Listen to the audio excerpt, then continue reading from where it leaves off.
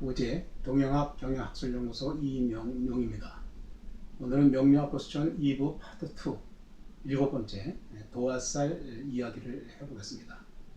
도화살은 우리가 역마살, 도화살, 망신살, 화개살 이런 정도는 이제 많이 들어봤던 건데, 이 12신살에서 나오는 겁살, 제살, 천살, 지살, 년살, 월살, 장성살, 망신살, 반한살, 그다음에 역마살, 육개살, 화개살 여기에 나오는 이제 그 도화살이 되겠습니다.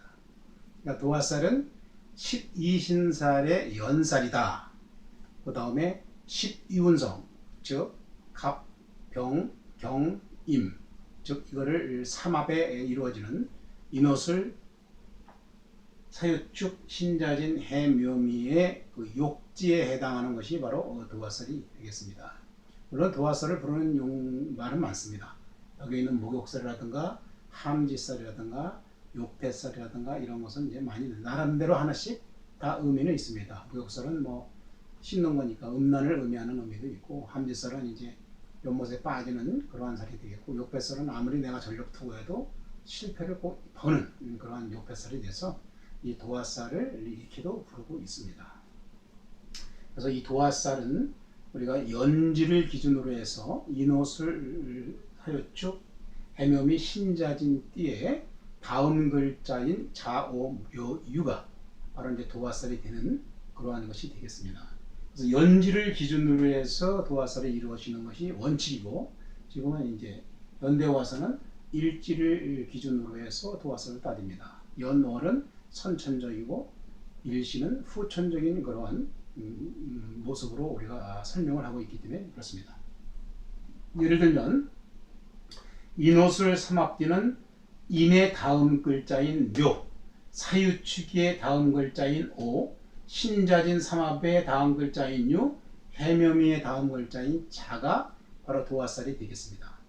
그러니까 인오술이라고 하는 삼합은 지살, 장성살, 화개살로 이루어진 그러한 12신살 중에 연살이 바로 화개살에 해당이 되어 있는데, 통칭 명리학이라든가 이러한 그 공부를 하신 분들이 자유묘유가 오면 다 그냥 도화살로 이렇게 그냥 간단히 치부하시는 분들도 있습니다.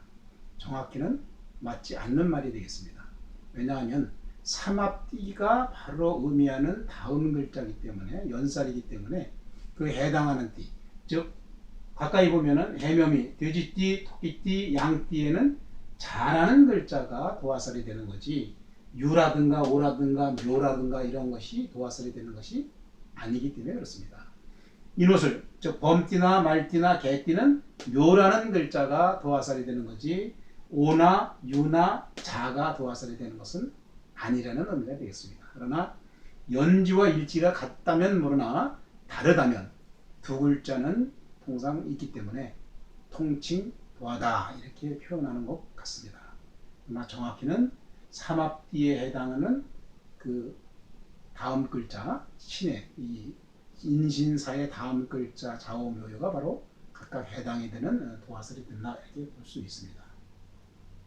이 도화살이라고 하는 자체는 우리가 일반적으로 많은 부정적인 것도 있고 긍정적인 것도 있는데, 대부분 부정적으로 많이 설명을 하고 있습니다. 부정적인 얘기는 도화살은 끼가 있다, 아유 주색 잡기에 능해, 아유 남자 같으면 여자를 너무 밝혀, 여자 같으면 남자에게 너무 꼬리쳐, 뭐 이런 그 부정적인 뭐 얘기도 많고, 저 사람은 아주 예능, 예술적인 기능도 많고 끼도 많고 재주도 많아, 아유 뭐 용모가 아주 기가 막혀, 뭐 이러한 것은 이제 긍정적인 면이 될 수가 있습니다. 그래서 이 살도 길신으로 작용할 때가 있고, 기신, 뭐 꺼릴 기가 되겠습니다. 꺼려지는, 즉 흉신으로 작용할 때가 있습니다. 그러나 길신으로 작용할 때는 항상 말씀드린 것과 마찬가지로 사주가 잘 이쁘게 구성되거나, 또는 조가 좋거나, 또는 저희가 신강이나 신왕할 때 이 좋은 그러한 신, 즉 길신으로 작용을 하는 거지, 사주가 아주 열악하고 조악하거나 조가 아주 안 돼 있거나, 뭐 조가 안 돼 있다는 얘기는 결국 뭐 이제 추운 아니면 아주 더운 뭐 그런 경우가 되겠고, 사주 내에 뭐 수화가 상징한다거나 금목이 상징한다거나, 또는 사주가 너무 약하든가 자기를 지지해주는 일간을 지지해주는 그러한 기운들이 없어서 아주 내심 약한 그런 부분일 경우에는 이러한 것이 살로 작용하면 상당히 부정적인 흉신으로 작용을 하는 것이 되겠습니다. 그래서 이 도화살이라고 하는 것이 이 길신과 흉신 작용이 있는데 길신으로 작용할 때는 도화살이 어떤 기능이냐 라고 하는 일반적으로 나와 있는 것을 써놨습니다. 용모가 수려하거나 예술적으로 아주 재주나 기회가 많아서 끼가 많고 고상한 그러한 손필도 많고 아주 풍류를 잘 즐기는 아주 좋은 그러한 것이고 특히 사람들을 끌어들일 수 있는 그러한 인기가 아주 많고 또 아랫사람들한테 많이 도움을 받는 그러한 것이 도화살의 바로 기신, 좋은 것으로 작용하는 것이 되겠습니다.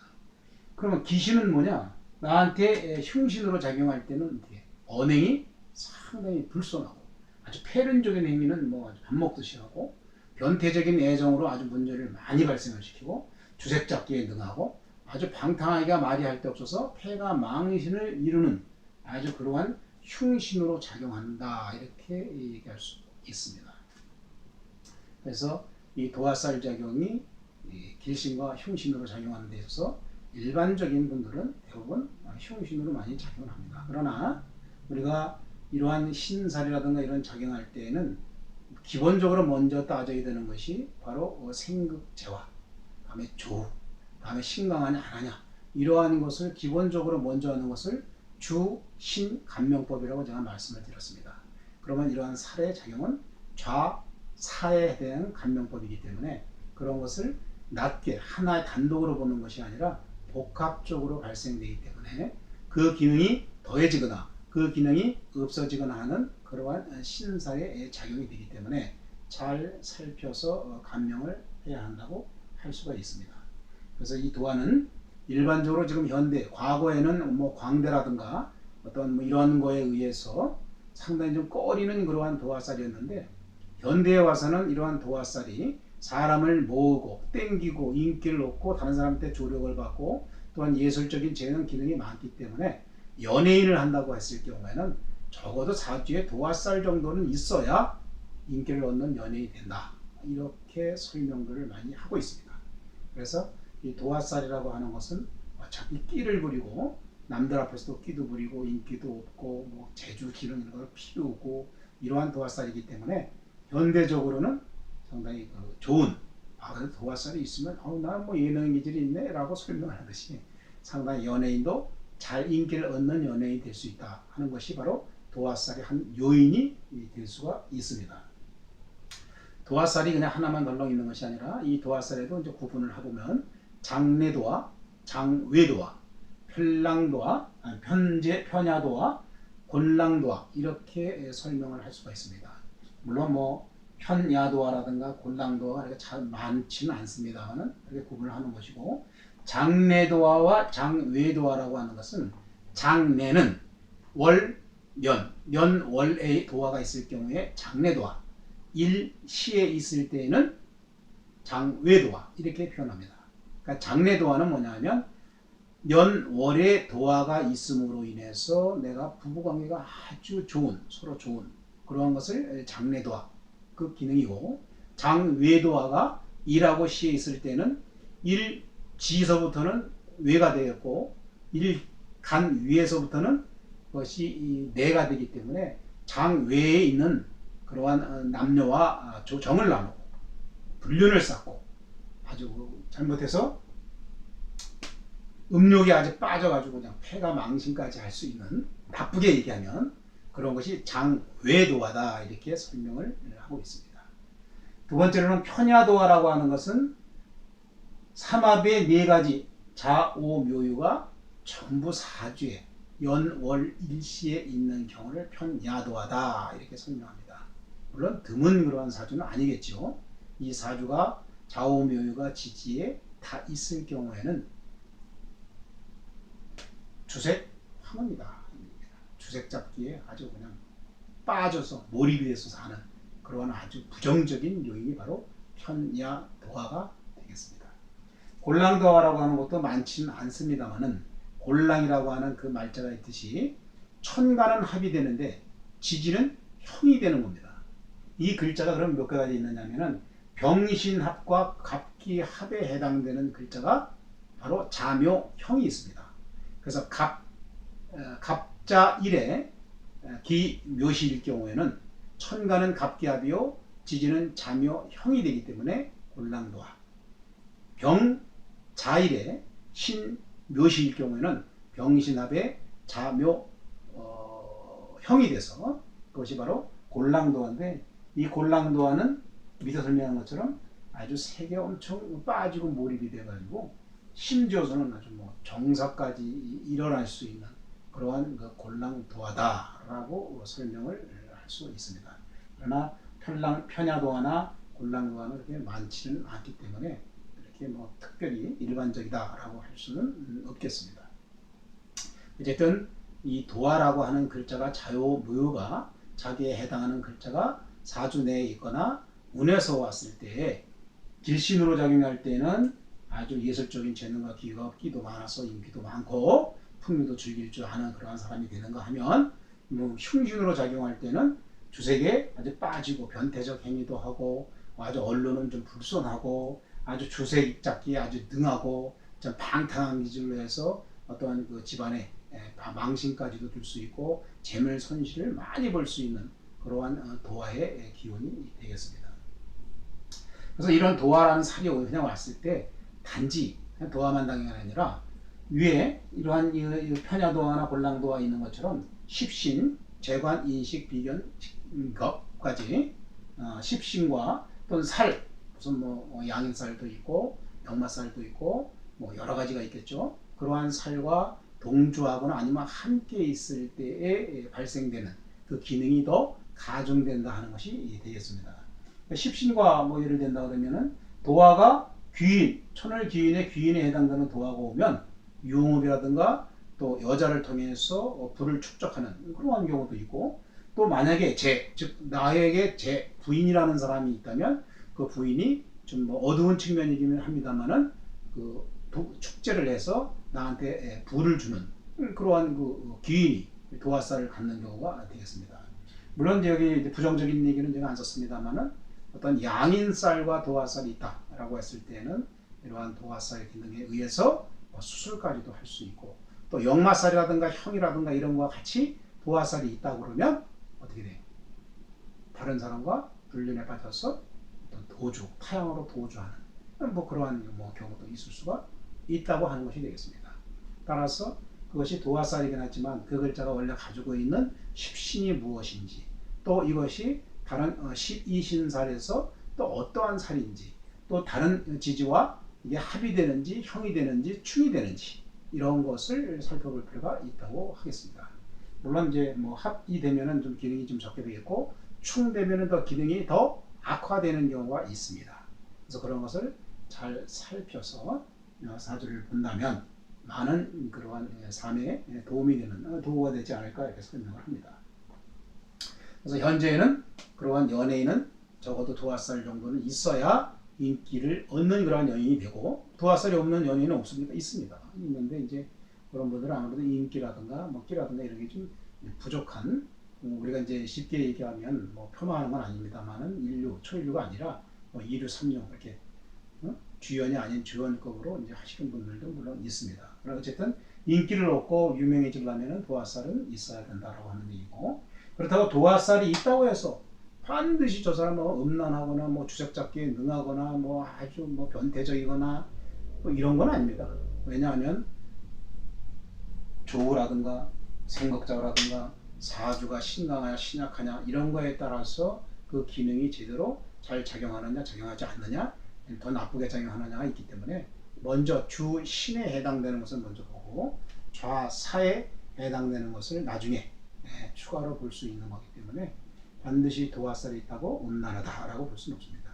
지난번 귀문간설 때 사주 그 사례가 책에는 있습니다만은 제가 책에 있지만은 설명을 안 드린 이유는 그러한 종교인 사주 그분이 이제 스님인 것 같은데 스님인데 신유라고 하는 것은 또 이제 물론 나중에 좀 이따 말씀드리겠지만 이제 홍염살을 가지고 있는 이제 일주인데 신유 일주에 그분이 도화살을 2개나 가지고 있고 자유기문관살이 있었습니다. 그분이 그러면 도화가 있고 기문관살이 있으니까 뭐 아주 주색에 빠져가지고 엄청나게 그러면 뭐 일을 저질렀는데 그건 아닙니다. 왜냐하면 조가 워낙 추운 사주라, 그리고 신유는 또 아주 이쁜 아주 그런 그 사주인데 워낙 추워서 조가 안 맞아서 그러한 도화살과 기문관살이 잘 작용을 안 하게 됐고, 그러다 보니까 그 기문관살 작용이 안 하지만 그래서 스님으로 혼자 사시는 걸로 그렇게 가는 사주도 있습니다. 그러니까 그냥 도화살이 있다고 다 음란하다 이렇게 감명하는 것은 1차원적인 그런 초등학생 정도 수준의 사주 감명이고, 그것이 이 조가 어떻게 됐나, 사주가 어떻게 됐나, 또 뭐 다른 거하고 어떻게 관계가 있지라고 감명을 한다면 그것은 좀 이제 2차, 3차, 4차의 그러한 그 감명법이 될 수가 있습니다. 그래서 여기에 나와 있는 이러한 그 도화살 얘기만이 아니라 일반적으로 또 홍염살이라고 하는 것도 많이 얘기합니다. 뭐 주색이라든가 풍류를 좋아한다거나 이러한 아주 그 홍염살도 거의 뭐 도화살에 준하는 그러한 살도 있는데, 그거는 이제 천간과 지지의 관계에 있어서 뭐 글자로 보면 그렇습니다. 여기 써 있지는 않지만 뭐 가보라든가 병인이라든가 그다음에 정미라든가 그다음에 무진, 경진, 경신, 신유, 임자 이런 것이 바로 홍염살인데, 하나 예를 들면 그렇습니다. 임자라고 하는 것은 홍염살이기도 하지만 자가 겁재인데 이것이 녹지기 때문에 왕지기 때문에 녹왕지기 때문에 그것이 양인살이 됩니다. 그러니까 홍염살이면서도 또 양인살도 갖는 그런 하여튼 복합적인 그러한 살 기능이 많기 때문에 그러한 것을 잘 감명해야만이 제대로 된 그러한 사주 감명이 되지 않을까 이렇게 생각을 합니다.